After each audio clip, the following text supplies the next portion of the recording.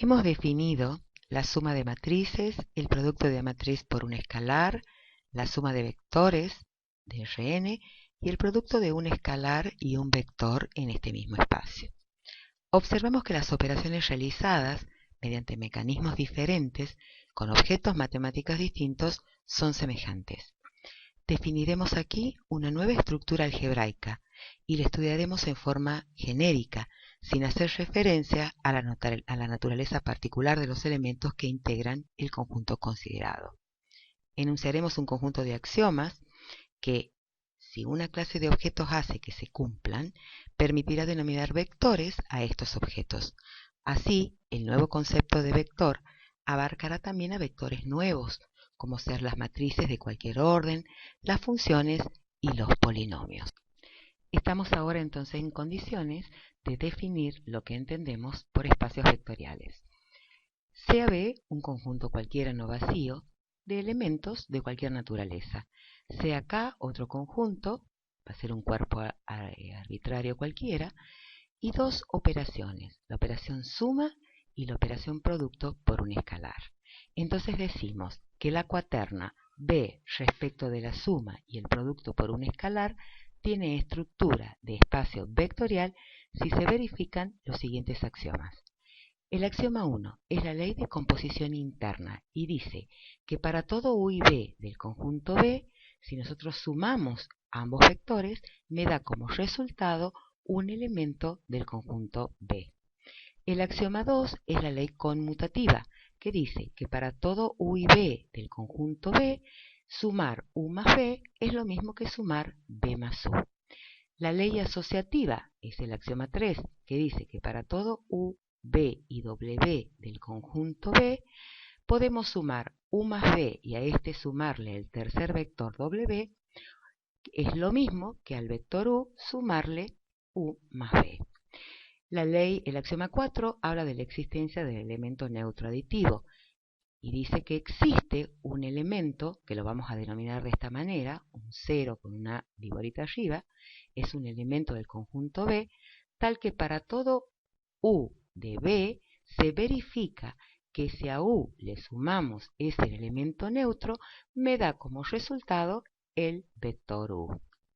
El axioma 5 nos habla acerca de la existencia de un elemento llamado inverso aditivo u opuesto de B y nos dice que para todo elemento B del conjunto B existe ese elemento, ese inverso aditivo u opuesto que denominamos menos B, que también pertenece al conjunto B, tal que si sumamos un vector B más su opuesto, me da como resultado el elemento neutro. El axioma 6 se refiere a la ley de composición externa y dice que para todo B del conjunto B y para todo alfa perteneciente al cuerpo K, si nosotros hacemos el producto de ese escalar alfa por el vector B, me da como resultado un elemento del conjunto B. Observen acá que estamos haciendo la operación producto entre dos elementos de conjuntos diferentes. Alfa es un escalar perteneciente al cuerpo K y B es un vector perteneciente al conjunto B. El axioma 7 habla acerca de la multiplicación por escalares y dice que esta multiplicación es asociativa. Y entonces dice que para todo alfa y beta perteneciente al cuerpo K y para todo vector B del conjunto B, nosotros podemos efectuar la operación producto de la siguiente manera. Al escalar alfa podemos multiplicarlo por el producto entre el escalar beta por el vector B y eso es lo mismo que primero multiplicar los escalares alfa y beta por el vector B. El axioma 8 es la distributividad respecto de la suma de los elementos de B. Es decir, que para todo U y B perteneciente al conjunto B y para todo alfa perteneciente al cuerpo K, alfa por U más B es igual a alfa por U más alfa por B. El axioma 9 es la distributividad respecto de la suma de elementos del cuerpo. Entonces decimos que para todo alfa y beta perteneciente a K y para todo U perteneciente a B, podemos sumar esos escalares alfa más beta y multiplicarlos por B. Esto es lo mismo que hacer el producto entre alfa, el escalar alfa por el vector B, más el escalar beta por el vector B. El axioma 10 habla acerca de que el número 1 recibe el nombre de neutro multiplicativo. Y entonces decimos que para todo B, o sea, para todo vector B del conjunto B, 1, o sea, el número 1 por B me da como resultado el vector B. Entonces, si se cumplen todos estos axiomas, podemos decir que la cuaterna B respecto de la suma y el producto por un escalar es un espacio vectorial. Algunos ejemplos de espacios vectoriales son los siguientes. El conjunto de las matrices de cualquier orden, o sea, el conjunto de las matrices de orden m por n respecto de la suma y el producto por un escalar se puede probar que tiene estructura de espacio vectorial porque cumple con los 10 axiomas mencionados. Particularmente, el conjunto de las matrices de orden 3 por 4 también tiene estructura de espacio vectorial. De la misma manera, el conjunto de las matrices cuadradas de cualquier orden tiene estructura de espacio vectorial respecto de la suma y el producto por un escalar. El conjunto de todos los vectores de Rn respecto de la suma y el producto por un escalar también se puede probar que tiene estructura de espacio vectorial, en particular R2, R3, R4, etc. También podemos demostrar que el conjunto unitario formado por el número 0 respecto de la suma y el producto por un escalar tiene estructura de espacio vectorial. El conjunto de los polinomios de grado menor o igual que n respecto de la suma y el producto por un escalar también tiene estructura de espacio vectorial. Bueno, algunas observaciones que podemos hacer en este punto son los siguientes. A todos los elementos del conjunto B lo vamos a llamar vectores, aunque no siempre se trata de los vectores geométricos. Podríamos hablar del conjunto de las matrices, podríamos hablar del conjunto de los polinomios, del conjunto de las funciones, y siempre serían nuestros vectores por el hecho de pertenecer a un espacio vectorial. A esos vectores los denominaremos con letras minúsculas que podrían ser U, V, W, etc. Al vector nulo, como ya lo mencioné anteriormente, lo vamos a denominar de esta manera, con un 0 y un símbolo que parece como una viborita arriba del 0. A los elementos del conjunto K lo vamos a denominar escalares y los vamos a denotar con las letras alfa, beta, gamma, delta, etc. Se realizará una simplificación de la notación por cuanto que cada vez que nosotros nos queramos referir a un espacio vectorial, lo vamos a mencionar utilizando esta notación, o sea, una cuaterna, y vamos a decir que B es un espacio vectorial respecto de la suma y el producto por un escalar. En general, el cuerpo K puede ser el conjunto de los números reales o el conjunto de los números complejos. En este curso vamos a hablar, el cuerpo K va a ser el conjunto de los números reales. Vamos a mencionar acá las propiedades de los espacios vectoriales. Vamos a considerar 4 de las propiedades y las vamos a aceptar sin demostración. Decimos que sea el espacio vectorial B respecto de la suma y el producto por un escalar, entonces valen las siguientes propiedades. Esta propiedad 1, fíjense que para todo alfa real, si nosotros hacemos el producto de ese número real por el vector nulo, siempre me va a dar como resultado el vector nulo. Ahora, si nosotros multiplicamos un vector cualquiera del espacio vectorial por el número 0, también me va a dar como resultado el vector nulo. Estas dos propiedades las podemos escribir de esta manera, diciendo que para todo alfa real y para todo B del conjunto B, al hacer el producto de alfa por B, me va a dar el vector nulo, entonces esto significa o que alfa es 0 o bien el vector b es el vector nulo.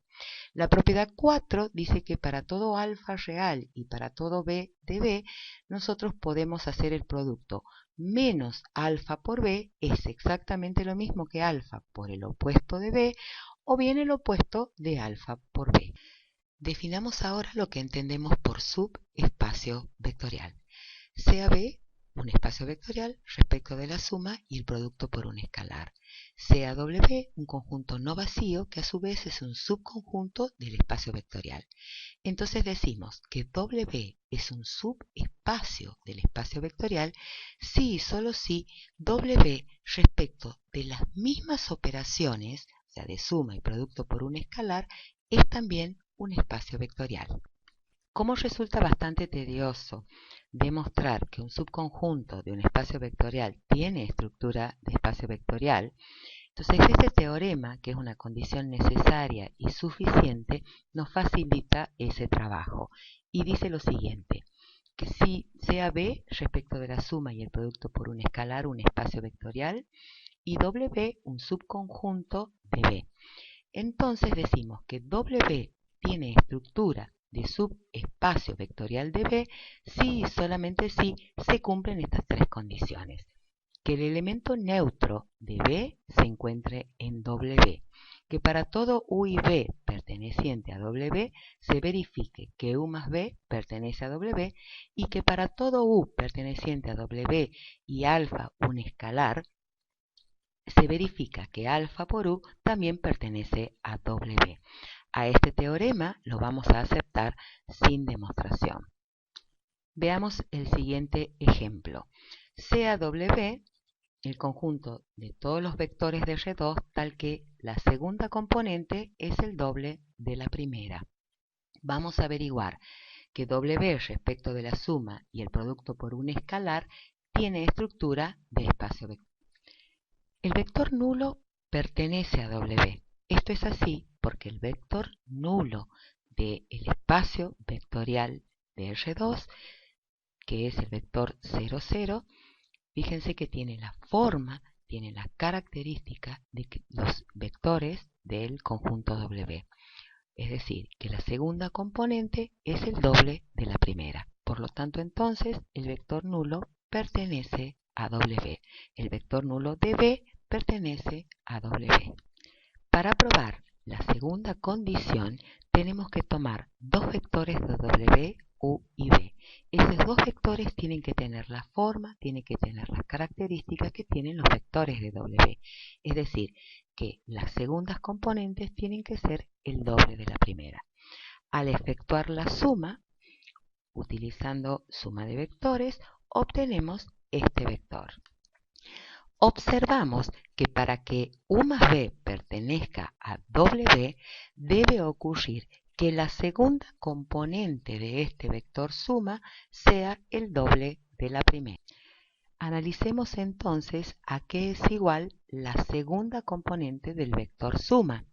I sub 1 más I sub 2 va a ser igual. I sub 1 era igual a 2x1 más I sub 2 que era igual a 2x2. Pero nosotros acá, si sacamos factor común 2, observamos entonces que la segunda componente de este vector suma U más B es igual al doble de la primera componente del vector suma. Por lo tanto, entonces, U más B pertenece a W. Y entonces, concluimos que para todo U y B perteneciente a W se verifica que U más B también pertenece a W. Por lo tanto, esta segunda condición se cumple. Veamos ahora la tercera condición. Para analizar la tercera condición, tomamos un escalar alfa y tomamos un vector B de W.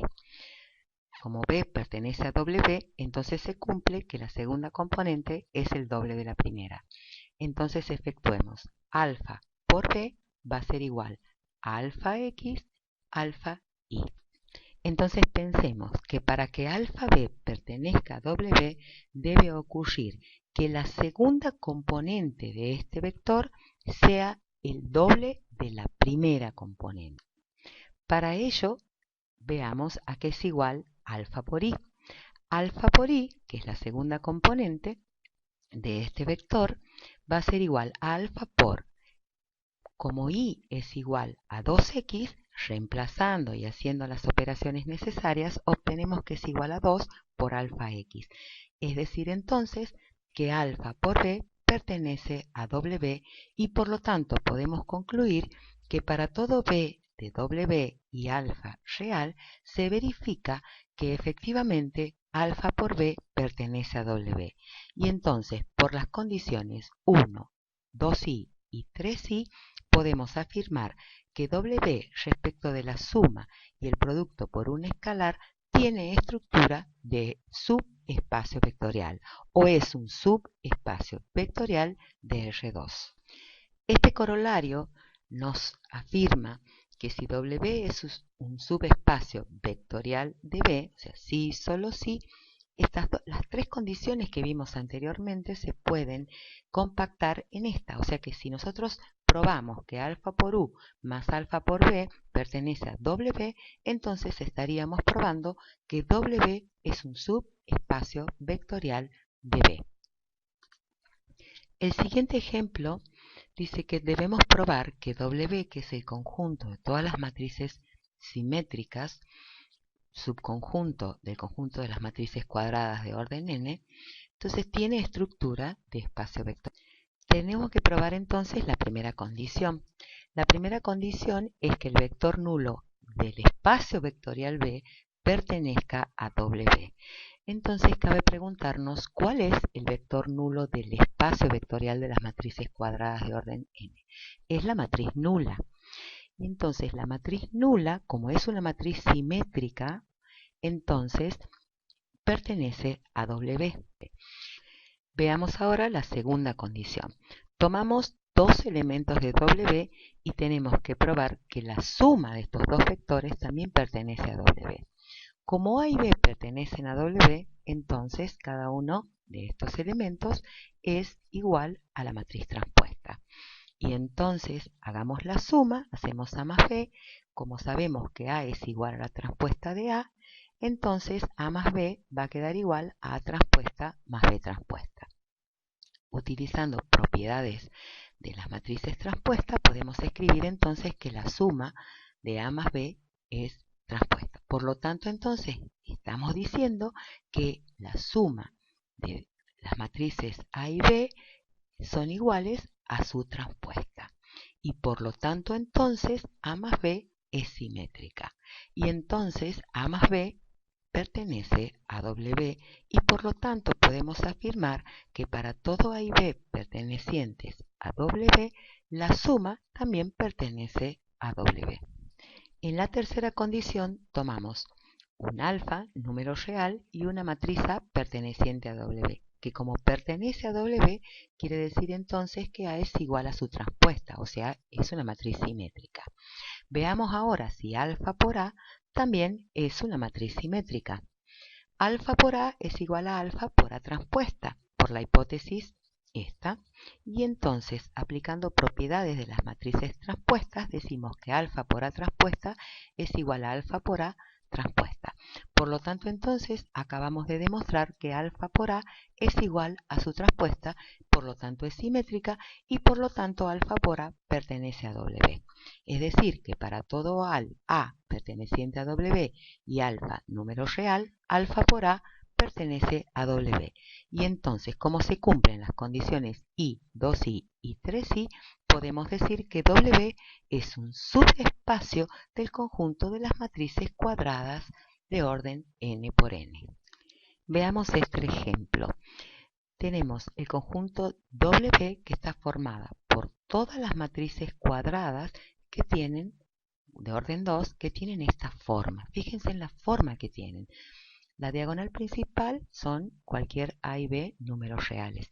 Sin embargo, la diagonal secundaria tenemos un 0 y un elemento más un número 1.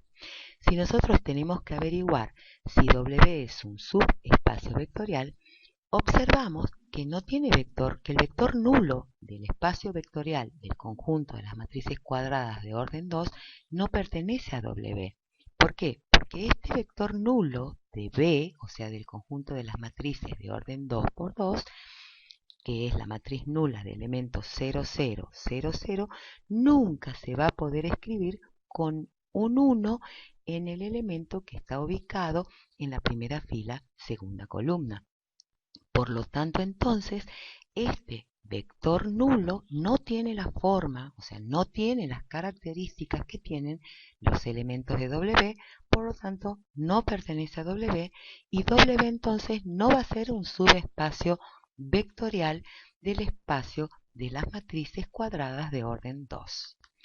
Por último, vamos a mencionar que existen dos subespacios que vamos a llamar triviales, que son aquel espacio cuyo único elemento es el vector nulo y aquel espacio que tiene todos los elementos de B.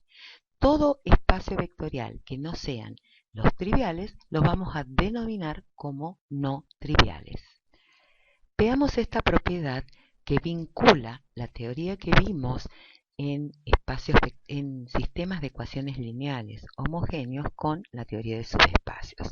Esta propiedad dice lo siguiente: si A por X igual al vector nulo es un sistema lineal homogéneo de m ecuaciones lineales con n incógnitas, el conjunto solución de este sistema es un subespacio vectorial de Rn.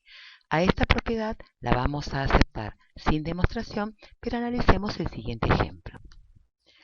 Analice y resuelva el siguiente sistema de ecuaciones aplicando el método de Gauss-Jordan.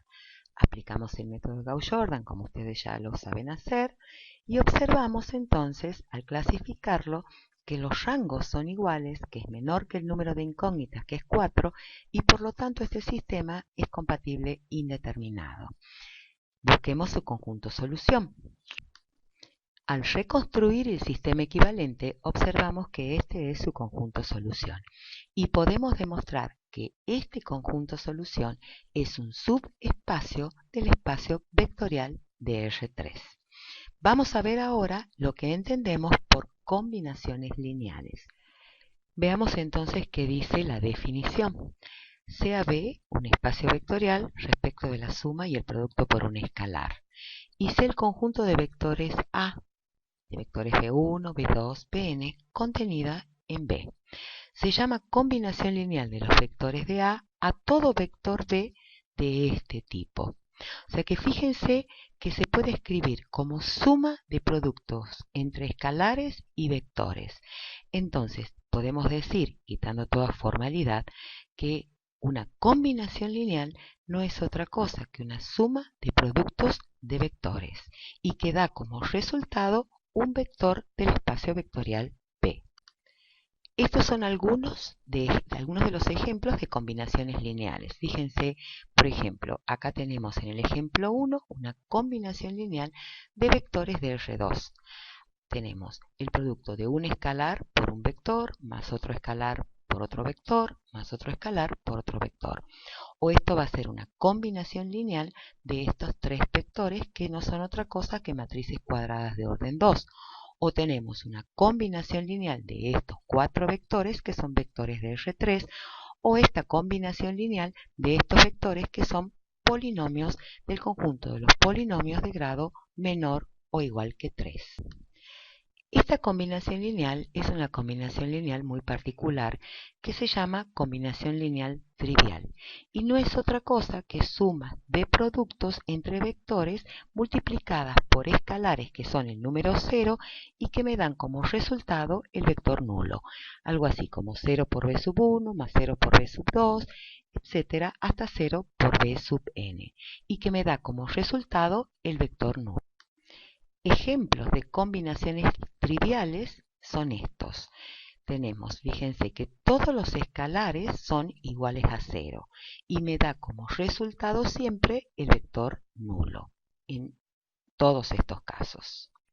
Veamos el siguiente ejemplo en donde nos pide determinar si un vector B es combinación lineal de un conjunto de vectores dado. Para que los vectores b sub 1 de coordenadas 2, 0 y b sub 2 de coordenadas menos 1, 1 sea combinación lineal del vector b, se debe poder escribir esta expresión, es decir, alfa 1 por ese vector B1 más alfa 2 por el vector B sub 2 y me tiene que dar como resultado el vector B de componentes 5 menos 1. Es decir, que yo debería poder encontrar alfa 1 y alfa 2, reemplazarlas en esta expresión y así entonces quedaría escrita la combinación lineal que me están pidiendo. Debo entonces realizar todas las operaciones posibles, es decir, multiplicar cada uno de estos escalares por el vector, sumar vectores e igualar, de tal manera que me queda este sistema de dos ecuaciones con dos incógnitas en alfa 1 y alfa 2 que debo resolver para encontrar los valores de alfa 1 y alfa 2 y reemplazarlos, y así entonces el vector B quedaría expresado como combinación lineal de estos dos vectores. Al resolver el sistema entonces encontramos que alfa 2 es igual a menos 1 y que alfa 1 es igual a 2. Por lo tanto, el vector B de componente 5 menos 1 se puede escribir como combinación lineal de los vectores B sub 1 y B sub 2 de esta manera. En la próxima clase, entonces, veremos qué se entiende por dependencia e independencia lineal de vectores y estudiaremos también sus propiedades.